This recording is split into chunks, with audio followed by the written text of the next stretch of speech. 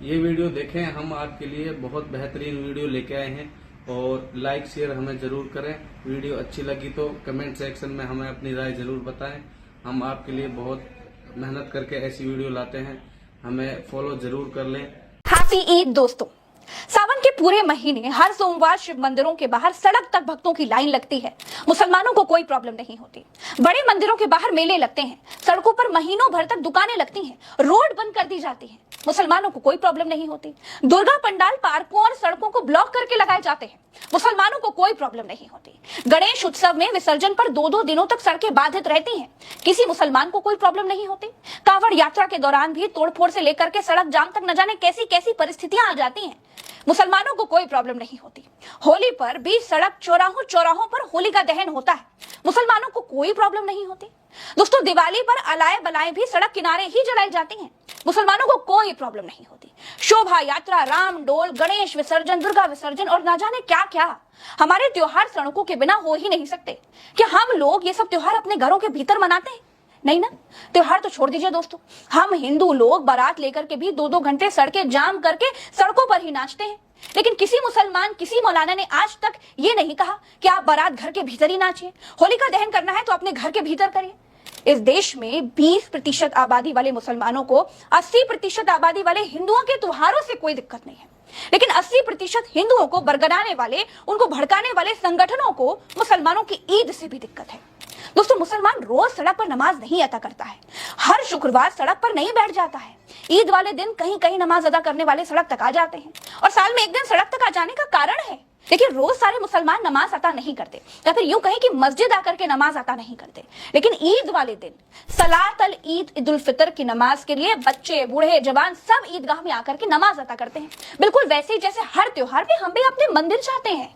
जो नमाजियों की संख्या जब अपने आप बढ़ जाती है तो भीड़ सड़क तक आ जाती है।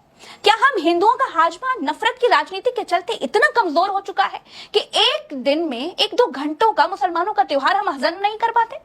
जब होली पर हिंदू कहते हैं कि उस दिन मुसलमान अपने घर में ही रहे, तो ईद वाले दिन भी हिंदुओं की छुट्टी होती है, वो भी अपने घर में रह सकते हैं। लेकिन मैं ये नहीं कहूंगी दोस्तों कि गलत है।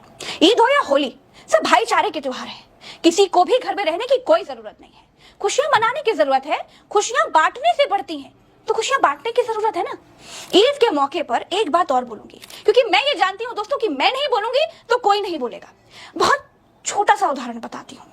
भारत के संविधान में लिखा है कि भारत की सरकार को जाति धर्म का भेदभाव किए बिना काम करना है। अगर ऐसा नहीं किया गया तो यह संविधान का अपमान है। लेकिन आप सरकारों का नंगा नाच देखिए। काशी कॉरिडोर बना, बताया गया कि श्रद्धालु नहीं आ पा रहे हैं, बड़े स्पेस और भव्यता की जरूरत थी, अच्छी बात है। राम मंदिर भव्य बना, अच्छी बात है। योगी आदित्यनाथ हर मंदिर को भव्य बनाने की बात करते हैं, सुनकर बड़ा अच्छा लगता है। लेकिन क्या सरकार ने कभी यह कहा कि मस्जिद में नमाजियों के लिए जगह कम पड़ रही है, उनके लिए एक मस्जिद कॉरिडोर बना दिया जाए जिससे नमाजियों को सड़क पर नमाज ना पढ़नी पड़े?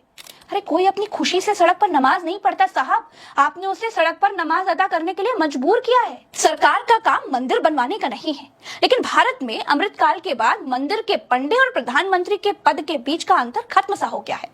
अगर सरकार मंदिर बनवा रही है तो मस्जिदें भी तो सरकार को बनवानी चाहिए। सरकार अगर हिंदुओं की है तो सरकार मुसलमानों की भी तो है। क्या अंतर रह गया मुगलों और भाजपा सरकार में? मुगलों ने मंदिर तोड़े तो भाजपा मंदिर बनवा रही है। भाजपा बावरी तोड़ने का श्रेय लेती है, भाजपा मस्जिदों के नीचे मंदिर खोज रही है। अगर मुगल पक्षपाती थे तो भाजपा भी तो बुलडोजरवादी है, निष्पक्ष तो आज भी कुछ नहीं है। अगर औरंगजेब या फिर बाबर ने मंदिर नहीं बनवाए, भाजपा के मुताबिक केवल मस्जिदें बनवाई, तो भाजपा की सरकार कौन सी उदारवादी सरकार है? वो भी तो केवल मंदिर बनवा रही है। इसीलिए दोस्तों, कुल मिलाकर मेरा यह कहना है कि इस देश में मुगल आक्रांता अकबर की सेना का संचालन ठाकुर मान सिंह करते थे। महाराणा प्रताप की नाक में दम अकबर नहीं करते थे, उनकी तरफ से मान सिंह करते थे। शिवाजी की सेना का संचालन मुगलों के खिलाफ इब्राहिम खान जैसे मुसलमान सेनापति करते थे। भारत में हिंदू मुसलमान कभी धार्मिक वजहों से नहीं लड़ते थे, राज और सत्ताओं पर कब्जा करने के लिए लड़ते थे। दुश्मनी धार्मिक कभी थी ही नहीं। हिंदू मुसलमान को लड़ाने का पहला प्रयोग जानते हैं किसने किया था? भारत में वो पहला प्रयोग अंग्रेजों ने किया था और उसके बाद भाजपा ने अंग्रेजों के हथकंडे को अपना लिया। तो दोस्तों, मेरा कुल मिलाकर यही कहना है कि लड़िए मत, झगड़िए मत, प्रगति के पथ पर आगे बढ़िए। भाजपा ने मध्य प्रदेश में बेरोजगारी शब्द को बदलकर आकांक्षी कर दिया है, यानी मध्य प्रदेश में अब कोई बेरोजगार नहीं है, जो है सब आकांक्षी है। यह है भाजपा का बेरोजगारी दूर करने का तरीका, जिनके पास कोई विजन नहीं है। वो भारत को सपने सुहाने 7 रंग के दिखाते हैं। रुपया गिर रहा है, अर्थव्यवस्था खिसक रही है, महंगाई बढ़ रही है। लोगों को हिंदू मुसलमान में उलझाकर भाजपा कुछ दिनों बेरोजगारों की तरह इन चीजों का नाम ही बदल करके कुछ रख देगी और हो जाएगा हर चीज का समाधान। बेरोजगारी का नाम बदलने वाला